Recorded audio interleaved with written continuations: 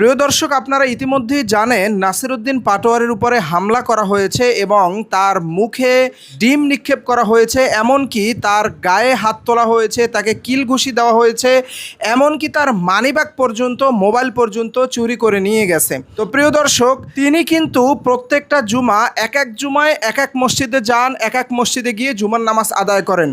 এটা তো খুবই ভালো ব্যাপার। নামাজের পরে সে তার ভক্তবৃন্দ বা তার নেতাকর্মীদের সাথে সাক্ষাৎ করেন, অনেক মানুষ তাকে ভালোবাসে, সেটা আমরা দেখেছি।